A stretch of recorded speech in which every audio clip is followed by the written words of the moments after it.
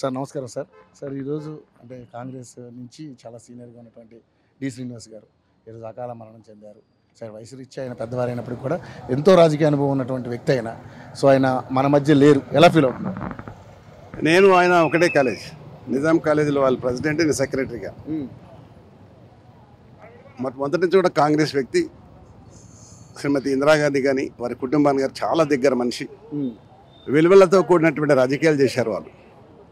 వారు ఎన్నో పదవులు అలంకరించినా ఎక్కడ కూడా భేదాభిప్రాయాలు లేకుండా అందరినీ సమానంగా చూసుకొని ఈ రాష్ట్రం గురించి సేవలు అందించిన వ్యక్తుల్లో వారొకరని చెప్పొచ్చు. వాళ్ళ అకాల మరణానికి మనం అందరం కూడా చింతిస్తున్నాం. గిట్టిన వాడు ఎప్పుడైనా గిట్టగా తప్పదు ఎవరైనా సరే, కానీ ఉన్నంతసేపు కూడా విలువలతో కూడుకున్నటువంటి రాజకీయాలు, విలువలతో కూడినటువంటి మనస్తత్వం ఉన్నటువంటి వ్యక్తి, చాలా ఉన్నత వ్యక్తి ఇవాళ తెలంగాణలో పోవడం చాలా బాధాకరం అని చెప్పి, ముఖ్యంగా తెలంగాణకు తీరని నష్టమే అనుకోవచ్చు రాజకీయంగా.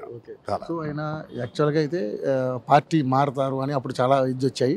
ఆయన టీఆర్ఎస్లో కూడా ఆయన సేవలు అందించారు. సో ఇదే కాంగ్రెస్ పార్టీలో ఉండుంటే ఎట్లా ఉండేది పరిస్థితి? మనిషి ఈరోజు ఒకవేళ ఆరోగ్యం బాగుండి ఉంటే ఒక ఉన్నత పదవి ఆయనకు వచ్చేదని నేను భావిస్తున్నాను. కానీ భగవంతుడు మరి అతి త్వరలోనే వారు తీసుకుపోవడం, నిజంగా నాకంటే కూడా 2 సంవత్సరాలు చిన్న. నాకు ఇప్పుడు 78, ఆయన నాకంటే చిన్న 76 అని 76 సంవత్సరాలు. కానీ చురుగ్గా ఉండేవాడు, మంచి ప్రజలకు సేవ చేయాలనే దృక్పథం ఉన్న వ్యక్తి కనుకనే ఈరోజు ఇన్ని సంవత్సరాల నుంచి వాళ్ళు కానీ వాళ్ళ ఫ్యామిలీ కానీ రాజకీయాలు మనగాడు చేస్తున్నారంటే విలువలతో కూడా రాజకీయాలు చేశారు కనుక చూస్తున్నాం. ఈ రోజుల్లో చూస్తూ ఉన్నాం రాజకీయాలు ఏ విధంగా తారమారైతా ఉన్నాయో చూస్తున్నాం, మన కళ్ళం వెంటనే చూసాం.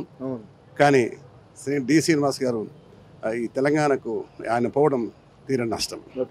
మీరు శ్రీనివాస్ గారికి మంచి అనుబంధం ఉంది, అప్పుడు రాజకీయాలకి ఇప్పుడు రాజకీయాలకి చాలా తేడా ఉంది. అప్పుడు ఒకసారి మాట ఇస్తే ఆ మాటల మీద నిలబడే వ్యక్తులం, ఏదైనా చేయాలని చెప్పండి. ఈ ఎమ్మెల్యే కాలనీ ఉంది, నా హయాంలో జరిగింది. ఇది ఎమ్మెల్యే కాలనీ అనేది కొత్తగా, నాకు ఇక్కడ ఇల్లు కూడా ఉండింది. సరే నేను అక్కడ వెళ్ళిపోవడం వల్ల దాన్ని తీసేయడం జరిగింది. చురుగ్గా ఇద్దరం కలిసేవాళ్ళం.